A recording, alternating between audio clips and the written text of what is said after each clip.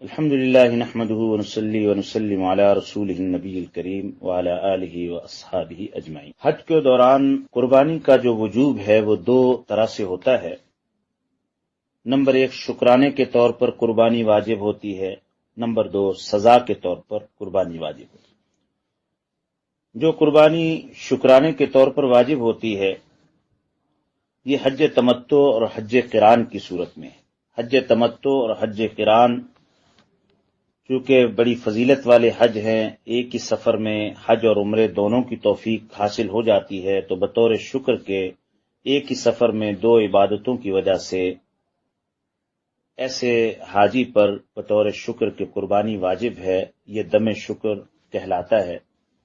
اس کا حکم عام قربانی کی طرح ہے، جس طرح عام قربانی کے لیے جانور کی شرائط ہیں، وہی شرائط دم شکر یعنی حج تمتع اور حج قران کی قربانی میں بھی پایا جانا ضروری ہے۔ جس طرح عام قربانی کے گوشت کو حاجی استعمال کر سکتا ہے، اسی طرح حج تمتع اور حج قران میں بطور شکر کے جو قربانی ادا کی، اس واجب قربانی کے گوشت کو بھی حاجی خود بھی استعمال کر سکتا ہے، کسی دوسرے کو بھی، غنی کو بھی دے سکتا ہے۔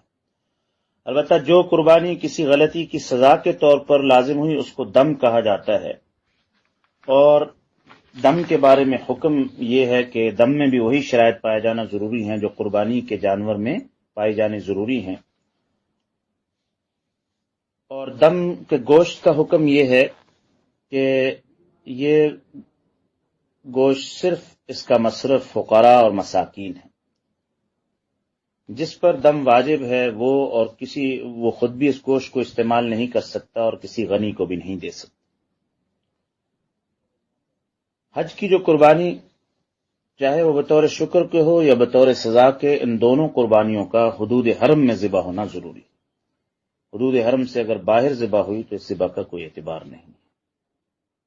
وآخر دعوانا ان الحمدللہ۔